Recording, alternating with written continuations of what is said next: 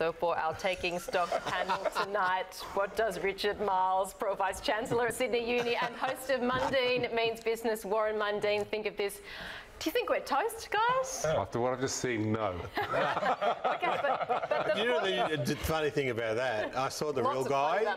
Oh, yeah. I couldn't tell the difference. That's the problem. I was just about to say, I hope that he had more charisma than his... No, he did not. Oh, my God. He did not. Yeah. But the point also, because it's AI, so it improves over time. It learns and learns and learns. It gets better and better and better. So you think it's got progressively more dull? But this is the thing, as a first shot, that's actually all right. Like, I mean... Oh, yeah, it was pretty good. I thought it was pretty good. Yeah, it was, yeah. The kind of movement and the lips and the kind of the slight swaying, I think it's quite convincing. Yeah, well, and look, you might have had a couple of drinks before the show. The guy works 24/7. He requires no holidays, no overtime. I mean, this is the future, right? And he doesn't get his suit dirty from all the sweat. No dry cleaning costs. That's right. You can see it. Look, you can see it perhaps for news reading. Okay, I can see it. But for basically being the host of a show, I don't see it. For just being all round charming, you need exactly. You two look at you two. You're very charming. Very nice. Yeah, very debonair. Good. That's it for this week. No more stroking your team. Yeah, it's interesting because this is part of the discussion of whose job is safe and whose isn't. Still, in a situation where it requires a charming chat or critical thinking, problem-solving type of behaviours, they still say humans are going to have the edge, and that's pretty easy to believe. Yeah, that's probably true, and also dexterity and stuff like that. But look, what it shows is that no matter what the job is, they can work on it. They can work on it. Like for instance, legal research and that. Now they're doing a lot of stuff in that area where before they had incredible people in these legal libraries working and researching stuff for trials and that. Now they can just do that like that with computers and that. But there's look. I don't have. At the end of the day, especially with the media and that, it's who's going to make the choice. But don't you think consumer, yeah. But the real problem is going to be not when you emulate the interviewer, but the interviewee. How far are we from them bringing in, doing something on Obama or something like that? Well, no, just you could have political figures. You could have people saying all sorts of things. Yeah. And who will we believe? That's true. That's true. I suppose very good. One of the things I think when you look at these sorts of AI developments, and I suppose the example is that when self-service checkouts entered into supermarkets, they had the people who were previously doing the checkouts teaching people how to use the self-service checkouts. It was kind of a right in your face, this is taking your job and you're now facilitating it. So I got an interesting question for you. If our bosses came to you and said, we want to use your likeness and your voice and we want to turn that into an AI thing, what would you say? Would you say yeah? I would say, put me on TV forever, and I want royalties. Thank you very much. Royalties. That's so good. Well, they've obviously thought about it. Some universities have thought about it for lecturers. They film a lot of lectures. Right, yes. But in the end, that's somebody's livelihood. It's actually their intellectual property, etc. So I don't know. And also students, we find actually like to see sort of the living thing. But it shows for all of us we need to be creative in the future. This is something that comes up in the future of work discussions, isn't it? You need creativity, problem solving. These robots, these AI type manifestations of ourselves, they're not going to have those types of things. And if we're going to kind of chip away at into the future, what we need to do to improve ourselves and future-proof ourselves, what is it? What do you guys think? Look, I have no doubt that, moving into the future that there is going to be sort of, us as humans will be like cyborgs. If you can have legs that can make you run 100 kilometres faster or something like that, or you got serious injuries. You see it in Invictus Games. You see when you had serious injuries, that you can replace parts of yourself and do things. Look, I have no doubt. Technology, right? And I know that no doubt that will happen. We'll all become $600 million men because inflation has really wiped that $6 million out. But it's. I honestly believe that will happen. I just can't get it through my head that they'll actually replace every one of us. Yeah. I don't want to. I'm just trying to think. I wouldn't want comedians replaced. I can't imagine AI comedian. Well, you can't replace probably on trades. the same theme. I also want my bank manager to be real too. Or I give them some hard luck story. The idea of speaking to some artificial emotive thing. kind of response. I'm sure he's going to have empathy. And of course, trades, as we've previously discussed with you in other instances, Warren, tradespeople, that will be hard to replace them. Yeah, well, the dexterity technology to help them, but I listened to a lecture by Elon Musk, and he actually talked about that, the amount of money and spending they had on trying to get robotics to do this dexterity stuff, and in the end he gave up. He said, look, I'm sure in the future they'll finally work something out, but he said he gave up because it was too expensive and it was easy to get a human being to come in and do it. Yeah, isn't that interesting? Certainly is. There was another interesting story that we saw today about these share bikes. I mean, we've all heard the stories about these, group share bikes that have popped up before in Australia. There's a new one, Lime Bikes. It costs $1 to unlock, 30 cents per minute to ride. They are electric, so they will propel you. You don't actually have to do... Sounds my type of bike. These are for lazy people. It's pretty good, But so this has turned up without much fanfare in Sydney, 300 bikes. What do we think? Is this going to be any different from the previous times, Richard? They'll be even quicker for people to dump in the Parramatta River than before. Oh, yeah. And the fact that this is not a good place. There must be masochists coming back into this market. They've clearly not travelled around Sydney. They've seen the orange bikes dumped here, that. I mean, this is not.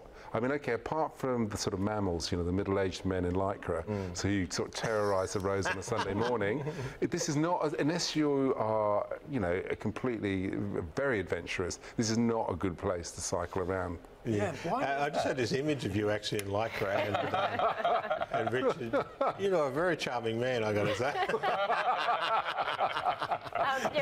It's funny because you talk of these ride sharing. I think there was 3 of the 4 groups that launched last year have already pulled up stumps and walked away because of this bike dumping problem. Actually, the issue really got a lot of traction when one particular filmmaker made a video about going fishing in the Yarra. Let's show you that one. Boys and girls, we are in luck. Hook that first shot and then grab it by the mouth. Beautiful specimen. Oh, this one's tight. What's the bike? Just caught it. I'm burning calories here, baby. Not the type of fishing you've done, probably, Warren? Yeah, I've done it. Well, I've caught a few boots. Unfortunately, they've all been odd, so I couldn't use them. Yeah, that's it. But so that was in Melbourne, right? Which was quite bad. They were just all through the Yarra. Why are Australians like this? Why can't we be trusted with this sort of thing? I just find it bizarre that they got all these bikes, and I saw those photos in China where it's like an elephant's graveyard. Yes. You've got millions of bikes just piled up. Haven't these people learnt the lesson that this just doesn't work? All it does is just pull... It's like the business model, the whole thing is not working, although it does work in other markets. Exactly, this is the problem. That's why I ask about Australians. Yeah. I mean, Richard, I don't think this is about Australians. I think this is about particular cities. So I used to live in a town in the UK called Cambridge, where everybody was on bikes. You'd even put your little babies on the back on these little boxes. Yeah. But here, there's just not in Sydney. You just can't. It's too busy, too frenetic. I mean, where would you, cycling around as a mode of transport? It's not going to happen. You're a very well-known historian. I know that, Richard. I feel like, are we at some point in civilization where we just... That's a fast ball. Oh, yeah. No. How long have we got? She's using that AI to track you now. That's right. I just think, at a point where we have this stuff available to us and we just trash it. It's just like, it's so easy come, easy go, this type of stuff. It's got to be something. Look, consumerism has been there forever. So, if you do what I do, which is sort of digging out lots of things from the past, we find pottery everywhere. That's basically the rubbish of the past. Okay? People have been throwing away things forever, okay? And they will carry on doing so. Unfortunately, the things we throw away now don't degrade, so we're stuck with them forever. Oh, so true. True. Well, there was one other thing that we want to talk about, which is Robin Denham, who's on her way to Tesla. From Telstra, so an extra couple of letters in there and a whole lot more money, presumably.